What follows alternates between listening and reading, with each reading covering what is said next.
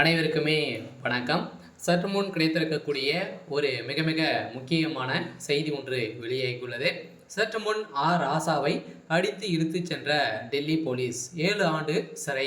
இது மாதிரி பார்த்தீங்கன்னா செய்திகள் வெளியாகிருக்கு.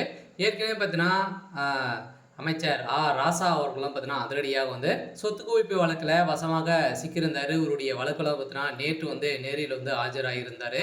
ஸோ இந்த நிலையில் ஆஜரான திமுகவுடைய எம்பியான ராசா அவர்கள் பார்த்தீங்கன்னா இவர் மீது நிறைய குற்றச்சாட்டுகள் பார்த்தீங்கன்னா வந்திருந்த நிலையில் இப்போ அதிரடியாக ஸோ ஒரு மிகப்பெரிய பேசும் பொருளாக மாறி இருக்கு. ஸோ இந்த நிலையில் தான் இப்போ பார்த்தீங்கன்னா அதிரடியாக ராசா அவர்கள் தலைமறைவாக இருந்திருந்த நிலையில் இன்று காலை அதிரடியாக அவர் டெல்லி போலீஸ் பார்த்தீங்கன்னா பாதுகாப்போடு அடித்து இழுத்து சென்றப்பட்ட சம்பவம் பரபரப்பை ஸோ ஏற்படுத்தியிருக்கு. சில திமுகவுடைய தலைமையகத்தில் ஏற்கனவே மிகப்பெரிய பிரச்சனைகள் போயிட்டு இருக்கு இல்லையா. ஸோ திமுகவுடைய தலைமையகமே இது மாதிரி ஒரு மிகப்பெரிய ஊழல் வழக்கில் ஸோ திமுகவுடைய தலைமையகமே வசமாக மாட்டி கொண்டிருக்காங்க.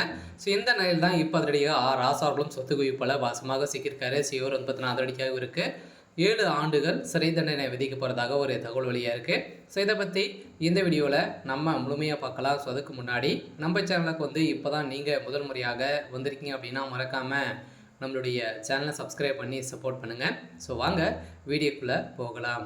ஸோ பார்த்தீங்கன்னா ராசா அவர்கள் ஏற்கனவே பார்த்தீங்கன்னா சொத்து குவிப்பு வழக்கில் இன்று சிறப்பு நீதிமன்றத்தில் பார்த்தீங்கன்னா நேற்று ஆஜராகியிருந்தார்.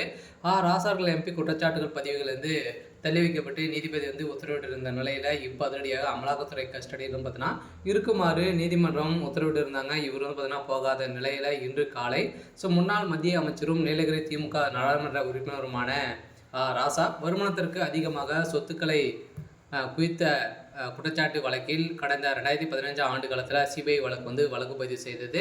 இந்த வழக்குப்பதிவின் அடிப்படையில் 7 ஆண்டு நடந்த விசாரணைக்கு பின்னர் ராசா அவரது உறவினர்கள் ஸோ பரமேஸ்வரகுமார் நண்பர் கிருஷ்ணமூர்த்தி, அதே மாதிரி Krishnamurthy, Kovai textiles India private limited, Mangal net textiles, இது மாதிரி பார்த்தீங்கன்னா நிறைய நிறுவனங்கள்லாம் பார்த்தீங்கன்னா இதில் நிறைய முறைகேடுகள்லாம் இதில் அவர் லஞ்சமாக பெற்றிருக்காரு. இவர் பார்த்தீங்கன்னா நிறைய ஊழல்கள் செஞ்சுருக்காங்க அப்படின்ற மாதிரி வழக்குப்பதிவு செஞ்சுருந்தாங்க. அதில் குற்றச்சாட்டப்பட்ட காலத்தில் வருமானத்தை விட 579% அதிகமாக, அதாவது ரூபாய் 5,53,00,000 அளவிற்கு சொத்துக்களை பார்த்தீங்கன்னா குவித்துள்ளதாக சிபிஐ தெரிவித்துள்ளது.